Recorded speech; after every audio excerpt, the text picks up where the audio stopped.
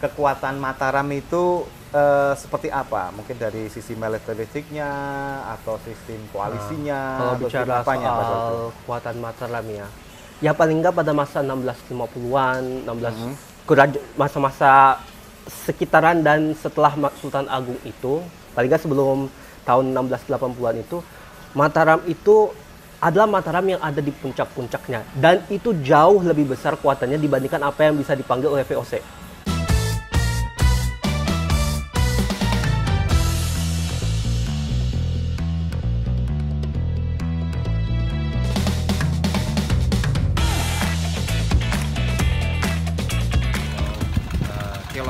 Kita lanjut lagi. Yang di sana ada disut belum? Oke. Daripada apa yang bisa VOC itu kecil kalau dibandingkan Kesultanan Mataram, baik tidak di dalam terutama di dalam hal tenaga sumber dan tenaga manusianya.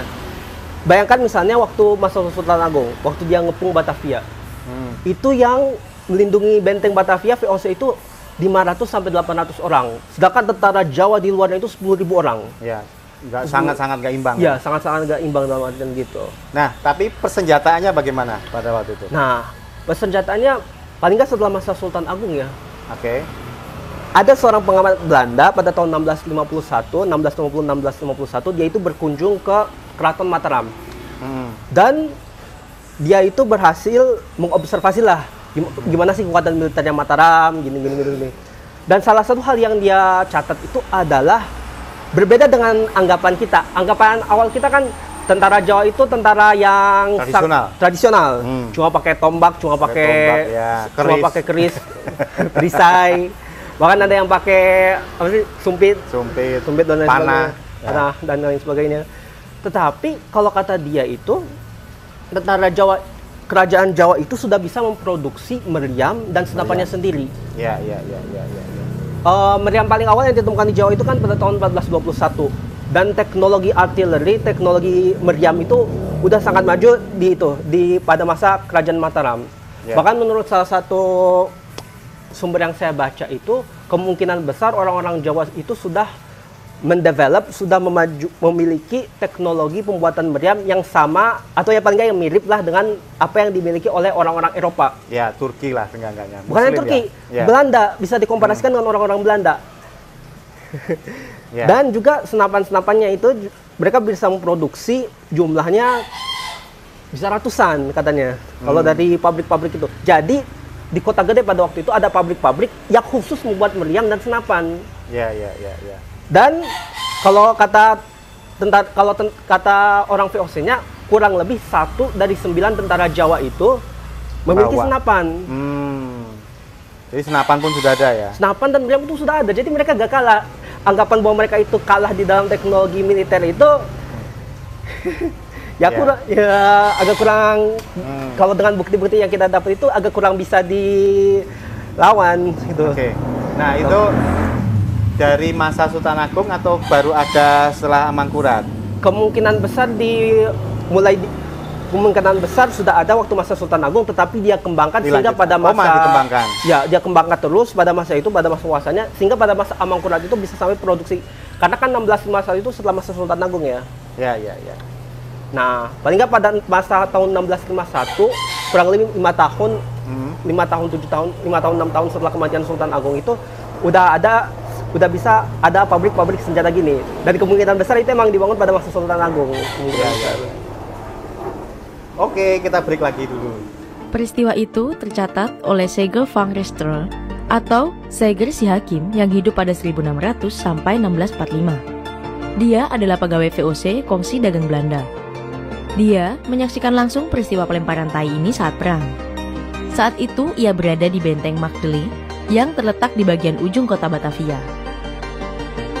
Jurnalis senior Rakyat Merdeka, Zainuddin HM, lewat buku kisah-kisah edan seputar Jakarta Tempo dulu, menulis posisi benteng Magdeli di sudut kota itu dikepung dan dihujani meriam api Mataram. Pasukan Mataram juga menyeberangi parit dan menaiki tembok benteng dengan tangga dan tali rotan. Bisa dibilang, berkat gerak cepat dan taktis, mereka hampir menguasai benteng pertahanan Belanda itu. Di benteng itu, serdadu VOC hanya tinggal 15 orang. Dan itu pun tanpa sebutir peluru, cuma mesiu. Bayangkan, menembak hanya mengeluarkan ledakan tanpa bisa membunuh siapapun. Mas Irul, bisa disebutkan tadi sumber yang melakukan observasi atau ada kalau lain dari lah, literaturnya dari sendiri sih saya ambil kebanyakan dari M.C. Cleves. Dia itu seorang profesor Australia yang sangat mendalami sejarah Pulau Jawa. Bahkan bisa dikatakan salah satu Javanolog kontemporer yang paling gitu. terkemuka. Kalau sama ini siapa? Kalau untuk sumber Belandanya di Diponegoro itu beda. Itu Peter Carey. Peter Carey yang era sebelumnya dia banyak mengini ya. Iya, kenapa? Yang difokuskan observasinya dia. Kalau Peter Carey itu waktu abad ke-19, 1830 1835. Nah, kalau untuk masa-masa awal Mataram. Untuk masa-masa awal bukan masa-masa awal Mataram sih, masa pertengahan Kartasura kurang lebih. Masa Kartasura, Mataram pada masa Kartasura itu biasanya M.C. Cleves abad ke-17, abad ke-18.